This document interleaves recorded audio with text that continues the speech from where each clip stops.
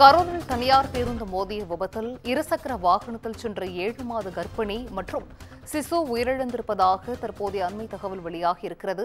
திமுக முப்பெரும் விழாவை முடித்துவிட்டு அதிவேகத்தில் சென்ற பேருந்து மோதியதில் கர்ப்பிணி பலியாகி இருப்பதாக தற்போதைய அண்மை செய்தியானது வெளியாகியிருக்கிறது. கூடுதல் விவரங்களை செய்தியாளர் கிருஷ்ணமூர்த்தி வழங்கிட கேட்கலாம். கிருஷ்ணமூர்த்தி, வணக்கம். கரூரில் ஏற்பட்ட சாலை விபத்தில் 7 மாத கர்ப்பிணி உயிரிழந்திருப்பதாக தற்போதைய அண்மை செய்தி வெளியாகியிருக்கிறது. இது குறித்தான முழு விவரங்கள். நிச்சயமாக கரூர் மாவட்டம் சாலபாளையம் ஜே நகர் பகுதியைச் சார்ந்தவர் நவீன், ரேணுகா தம்பதியினர். ரேணுகா மணல்மேடு நியாய விலை கடையில் ஊழியராக பணியாற்றி வருகிறார். இவர் 7 மாத கர்ப்பமாக உள்ளார்.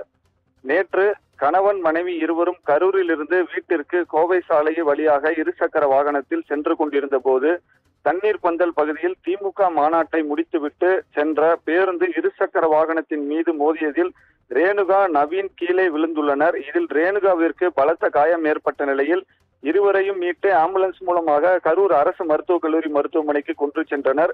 பரிசோதனை செய்த மருத்துவர்கள் 7 மாத கர்ப்பமாக இருந்த ரேணுகா மற்றும் குழந்தை உயிரிழந்து விட்டதாக கூறினர்.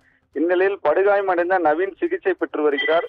திமுக முப்பெரும் விழாவிற்கு பல்வேறு மாவட்டங்களில் இருந்து ஏராளமான பேருந்துகள் மற்றும் டாடா ஏஸ் வாகனங்கள் பல்வேறு வாகனங்களில் அழைத்து வந்த நிலையில் மாநாட்டை முடித்துவிட்டு அதிவேகத்தில் வந்த பேருந்து மோதிய விபத்து ஏற்பட்டது. இதில் அப்பகுதி பொதுமக்கள் கூறினர், சம்பவம் நடந்த 1 மணி நேரத்திற்கு மேலாகியும் அப்பகுதியில் ஒரு போலீசார் கூட வரவில்லை. குறிப்பாக நவீன் மற்றும் ரேணுகாவிற்கு 3 ஆண்டுகளுக்கு முன்பு திருமணமான நிலையில் தற்பொழுதுதான் ரேணுகா 7 மாத கர்ப்பமாக இருக்கிறார். நேற்று நடந்த சாலை விபத்தில் உயிரிழந்த சம்பவம் கரூர் மாவட்டத்தில் பெரும் சோகத்தை ஏற்படுத்தியுள்ளது.